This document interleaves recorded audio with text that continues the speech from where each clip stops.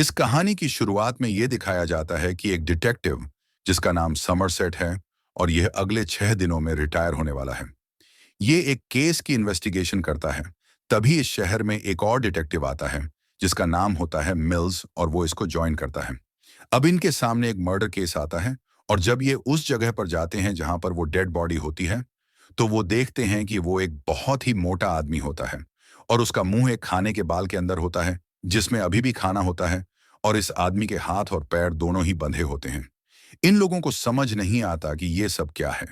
अब समरसेट अगले 6 दिनों में रिटायर होने वाला है और उसका सीनियर बोलता है कि तुम रिटायर होने वाले हो, लेकिन समरसेट इस केस पर काम करना चाहता है, इसलिए वो इस केस को अपने हाथों में ले लेता है क्योंकि वो नहीं चाहता कि ये केस मिल्स को मिले। उसके हिसाब से मिल्स इस केस के लिए अभी बहुत नया है, हालांकि मिल्स भी इस केस को अपने हाथों में लेना चाहता है। अब जब इस केस की इस मर्डर की पोस्ट रिपोर्ट आती है तो उन्हें पता चलता है कि इस इंसान को कई घंटों से खाना खिलाया जा रहा था, वो भी लगातार, जिसकी वजह से उसका गला भी सूज जाता है और ज्यादा खाने की वजह से उसका पेट अंदर से फट चुका है, इसीलिए उसकी मौत हुई है। और इन्हें वहां पर सुपरमार्केट के कुछ बिल भी मिले होते हैं जिससे ये पता चलता है कि जिसने इस इंसान को मारा है वो उसी बीच सुपरमार्केट जाकर कुछ सामान भी लेकर आया था। अब इनका जो सीनियर होता है वो इस केस पर ज्यादा ध्यान नहीं देना चाहता। वो कहता है कि इस मोटे आदमी से किसी को नफरत होगी, इसलिए उसने इसे मार दिया। लेकिन फिर भी समरसेट इस केस पर काम करना शुरू करता है और इसी दौरान इस शहर में एक और मर्डर हो जाता है। इस आदमी का नाम होता है इलाई गूल्ड और ये एक बहुत बड़ा वकील होता है। अब मिल्स उस जगह पर जाता है जहां पर यह मर्डर हुआ है और वहां पर उसी आदमी के रक्त से ग्रीड लिखा होता है, यानी कि लालच, और उस आदमी के शरीर से 1 पाउंड मांस भी निकाल लिया गया होता है। और उस आदमी की बीवी की वहां पर जो बहुत बड़ी तस्वीर होती है उसमें गोल गोल चश्मे भी बनाए होते हैं, लेकिन अभी इनसे कुछ भी साबित नहीं होता। अब समरसेट का सीनियर उसके पास आता है और वो चाहता है कि इस केस में वो भी काम करे और साथ ही साथ वो उसे प्लास्टिक की बोतल में कुछ देता है। वो कहता है कि उस मोटे आदमी का जिसका मर्डर हुआ था उसके पेट में खाने के साथ ही लकड़ी जैसी कुछ चीज भी मिली है। और अब वो चीज देखने के बाद समरसेट दोबारा उस जगह पर जाता है जहां पर उस मोटे आदमी का मर्डर हुआ था और वहां जाने के बाद वो देखता है कि जो उसके पास लकड़ी जैसी पतली पतली पट्टियां होती हैं जो उस मोटे आदमी के पेट से मिली थी, दरअसल वो फ्रिज को आगे पीछे खिसकाने की वजह से लकड़ी के फ्लोर से पतली पतली लकड़ी की पट्टियां निकाली हुई होती हैं। और जब वो फ्रिज को उस जगह से हटाता है तो वहां पर पीछे उसे 2 कागज के टुकड़े मिलते हैं। एक पर लिखा होता है लंबा और कठिन रास्ता जो ज्ञान से निकलते हैं और अच्छाई की तरफ बढ़ते हैं। समरसेट अपने सीनियर को बताता है कि ये लाइन से किताब से ली गई हैं और इसका मतलब है कि ये अभी शुरुआत है। दूसरे कागज पर लिखा होता है ग्लटनी, यानी भूख, ज्यादा खाना खाना। और जो दूसरा मर्डर हुआ है उसमें लिखा होता है ग्रीड, यानी कि लालच। और समरसेट अपने सीनियर को और मिल्स को यह बताता है कि ये क्रिश्चियनिटी में होने वाले वो 7 डेडली सिंस हैं जिनके आधार पर ये मर्डर हो रहे हैं, यानी कि अभी हम 5 और मर्डर की अपेक्षा कर सकते हैं। और वो उनको बताता है कि ये 7 जो सिंस हैं वो इस प्रकार हैं: भूख, लालच, आलस, क्रोध, घमंड, वासना और जलन। और ये सब बताने के बाद समरसेट वहां से जाने लगता है। उसका सीनियर रोकता है, लेकिन समरसेट बोलता है कि मैं इसमें शामिल नहीं होगा और वो वहां से चला जाता है। हालांकि इसके बाद भी वो लाइब्रेरी जाता है और इन सब चीजों के बारे में पढ़ता है। वहीं दूसरी तरफ मिल्स भी इन चीजों के बारे में पढ़ता है। अब मिल्स की वाइफ डिनर के लिए बुलाती है और जब वो डिनर के लिए उसके घर पर जाता है तो डिनर के बाद समरसेट और मिल्स, जो दूसरा मर्डर हुआ होता है जो कि वकील का होता है, उस केस के बारे में डिस्कशन करते हैं। और इसी डिस्कशन के दौरान मिल्स समरसेट को उस केस की कुछ फोटोज भी दिखाता है और उन फोटोज में एक फोटो वो भी होती है जिसमें खूनी ने जिस इंसान का मर्डर किया होता है उसकी वाइफ की एक बहुत बड़ी फोटो पर गोल गोल चश्मे के निशान बनाए होते हैं। समरसेट कहता है कि शायद कुछ ऐसा था जो इसे देखना चाहिए था, इसलिए इसकी आंखों पर ये निशान बनाए गए हैं। हालांकि इसके अलावा वहां पर कोई भी निशान नहीं होते ना, उंगलियों के और न ही कोई गवाह। और जो पहला मर्डर हुआ होता है उसका और इसका आपस में किसी भी तरह का कोई ताल्लुक नहीं लगता, क्योंकि इन दोनों को वहां पर कोई भी ऐसे क्लू नहीं मिले होते जो ये साबित कर सके कि ये दोनों मर्डर एक ही आदमी ने किए हैं। और अब ये उस वकील की पत्नी से मिलने जाते हैं जिसकी आंखों पर गोल निशान बनाए गए थे और वो उस घटना की सारी तस्वीरें उन्हें दिखाती है। और जब वो सारी तस्वीरों को बहुत ध्यान से देखती है, तो वो देखती है कि दीवार पर एक जो बहुत बड़ी तस्वीर होती है, वो तस्वीर उल्टी होती है। और वो इन दोनों को बताती है कि ये तस्वीर उल्टी लटकी हुई है। और इसके बाद ये दोनों उसी जगह पर जाते हैं जहां पर मर्डर हुआ था, और ये उस उल्टी तस्वीर को निकालते हैं। सबसे पहले ये तस्वीर को फाड़कर उसके अंदर देखते हैं, लेकिन अंदर इन्हें कुछ भी नहीं मिलता। इसके बाद ये उस दीवार पर देखते हैं जहां पर तस्वीर लगी होती है, और वहां पर बहुत ही खुफिया तरीके से एक मैसेज होता है, और ये लिखा होता है हेल्प मी। और वहां पर एक फिंगरप्रिंट भी होता है, और ये फिंगरप्रिंट एक मुजरिम के होते हैं, जिस पर कई आरोप होते हैं, ड्रग्स के, चोरी के, रेप के, और इनके पास उसका पता होता है। और अब ये दोनों उसके घर जा रहे हैं जहां वो रहता है। और जब ये दोनों वहां पहुंचते हैं, तो ये देखते हैं कि जिसे ये मुजरिम समझते थे, वो अपने बेड से बंधा हुआ है, और वो बिल्कुल कंगाल हो चुका है। उसके शरीर पर कई घाव के निशान होते हैं, और ये सब कुछ देखकर ये दोनों शॉक्ड हो जाते हैं। अब जब ये वहां पर इन्वेस्टिगेशन कर रहे होते हैं, तो ये देखते हैं कि वो आदमी जिसे मृत समझ रहे थे, जिसका नाम विक्टर है, वो अभी भी जिंदा होता है। और ये दोनों उसे वहां से हॉस्पिटल ले जाते हैं। हॉस्पिटल में डॉक्टर बताता है कि कम से कम 1 साल से चल फिर नहीं सकता था।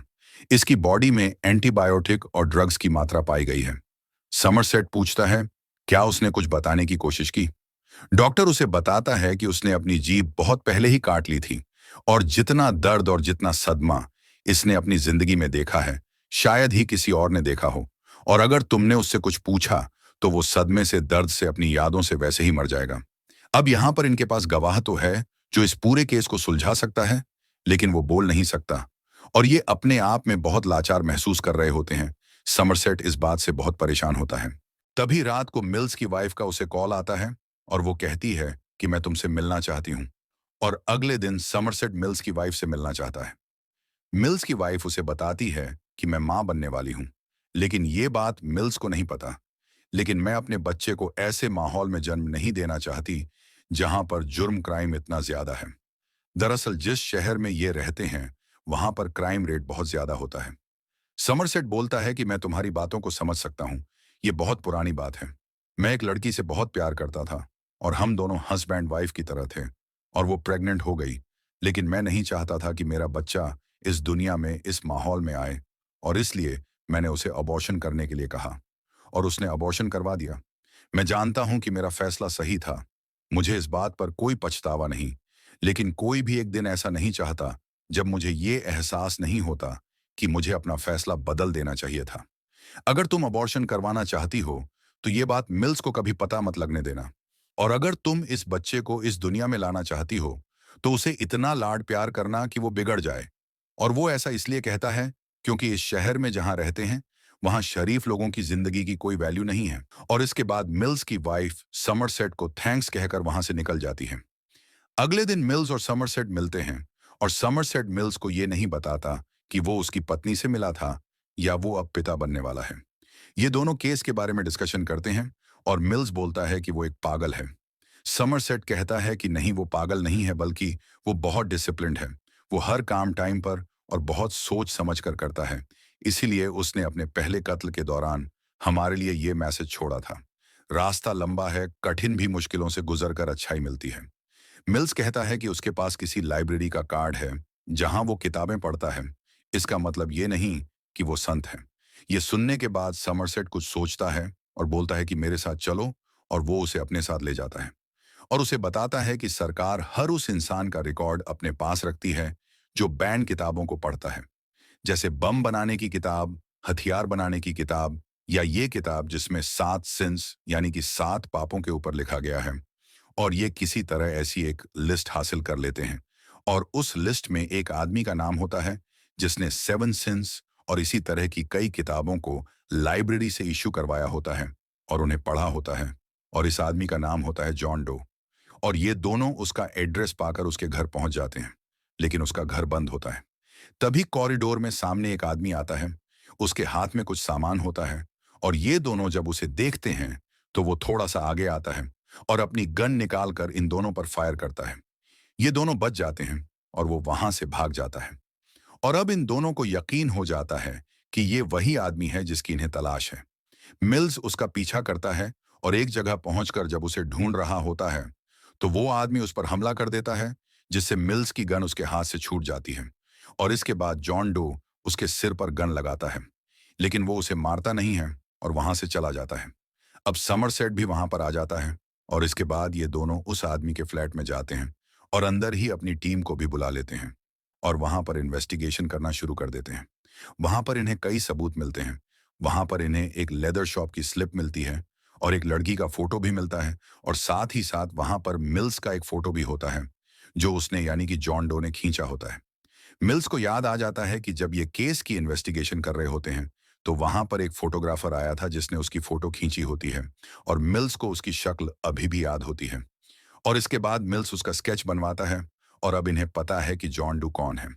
ये दोनों यहाँ पर इन्वेस्टिगेशन कर ही रहे होते हैं कि तभी वहां पर फोन की घंटी बजती है और ये दोनों के दोनों फोन की तरफ भागते हैं।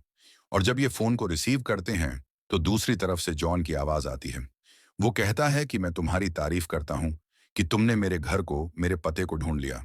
मुझे माफ करना कि मुझे तुम में से एक को चोट पहुंचाने पड़ी, लेकिन मेरा ऐसा कोई इरादा नहीं था। लेकिन अब मैं अपने सारे प्लान बदल दूंगा। और इसके बाद वो फोन को डिस्कनेक्ट कर देता है और इसके बाद ये दोनों के दोनों उस लेदर शॉप पर जाते हैं जिसकी स्लिप इन्हें जॉन डू के घर पर मिली होती है। और जब ये वहां पर पूछताछ कर रहे होते हैं तब भी इन्हें पता चलता है कि जिस लड़की की फोटो इन्हें जॉन के घर पर मिली थी उसका पता चल गया है। और जब ये उस जगह पर जाते हैं तो ये देखते हैं कि उसका कत्ल हो चुका है और उसका कत्ल बहुत बुरी तरह से है और उसी के रक्त से लस्ट वहां पर लिखा होता है, यानी कि वासना। ये लड़की एक प्रोस्टिट्यूट होती है, इसलिए उसने इसका कत्ल किया होता है, क्योंकि जो 7 सिंस होते हैं उनमें से एक वासना यानी कि लस्ट भी होता है। हालांकि इस लड़की का कत्ल वो खुद अपने हाथों से नहीं करता, बल्कि वहीं पर एक आदमी से करवाता है। वो उसे गन पॉइंट पर ले लेता है और जैसा वो कहता है इस आदमी को करना पड़ता है। अब ये दोनों के दोनों परेशान हैं क्योंकि जॉन डू जो कि मर्डरर है उसका पता लगने के बाद भी हाथ से अभी तक रुक नहीं हो रहा। और अगले दिन पुलिस स्टेशन पर एक कॉल आता है।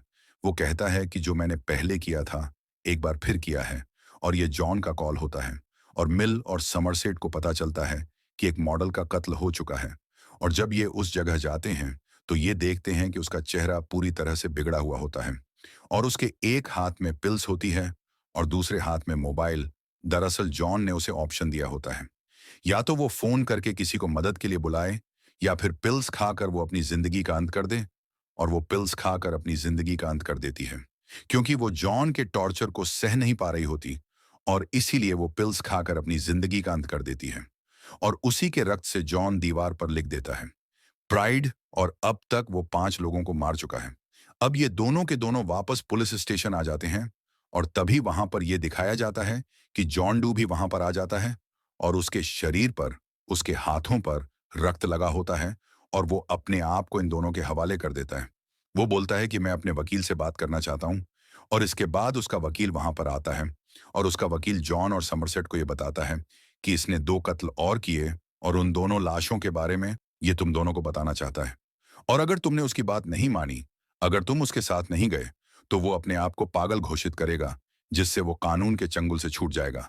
और अगर तुम दोनों उसके साथ जाते हो तो वो अपना पूरा कन्फेशन लिख कर देगा। और ये दोनों उसके साथ जाने के लिए तैयार हो जाते हैं। अभी तक ये 5 लोगों को मार चुका है, यानी कि 5 सजाएं। और ये होती हैं ग्लटनी यानी भूख, ग्रीड यानी लालच, स्लॉथ यानी आलस, प्राइड यानी अभिमान, लस्ट यानी वासना। और अभी भी 2 सजाएं बची हैं। उसके मुताबिक वो 2 लोगों को मार चुका है, जिसमें एनवी यानी जलन और रैथ यानी क्रोध। अब ये दोनों उसके साथ गाड़ी में बैठकर वहां से निकल जाते हैं और वो उन्हें रास्ते में बताता है कि मैंने जितने लोगों को भी मारा था वो उस सजा के हकदार थे। ये बहुत ही शांत किस्म का इंसान होता है, इसके अंदर बिल्कुल भी गुस्सा नहीं दिखता। अब ये तीनों के तीनों उस जगह पर पहुंच जाते हैं जहां पर जॉन उन्हें ले जाना चाहता था और ये एक सुनसान जगह होती है। हालांकि पुलिस का हेलीकॉप्टर भी इनका पीछा कर रहा होता है, लेकिन वो इनसे बहुत दूर होता है ताकि जॉन उसे न देख पाए। अब इन्हें वहां पर दूर से एक गाड़ी आती हुई नजर आती है। जैसे ही गाड़ी नजर आती है, मिल्स जॉन डो को गन पॉइंट पर ले लेता है और समरसेट गाड़ी की तरफ जाता है। ये एक कुरियर सर्विस की गाड़ी होती है और उसमें से एक कुरियर बॉय उतरता है और समरसेट उसे गन पॉइंट पर ले लेता है। वो कहता है कि मैं कुरियर बॉय हूँ और यहाँ पर जॉन नाम के आदमी के लिए हमारे पास एक पार्सल है, और वो वहां पर एक बॉक्स छोड़कर चला जाता है। अब समरसेट जब बॉक्स को खोलता है तो वो हैरान हो जाता है, और वो मिल्स को बोलता है कि तुम अपनी गन नीचे करो, और उसकी तरफ भागना शुरू कर देता है। वही दूसरी तरफ जॉन डो मिल्स को बोलता है कि मुझे तुम्हारी शादीशुदा जिंदगी से एनवी थी।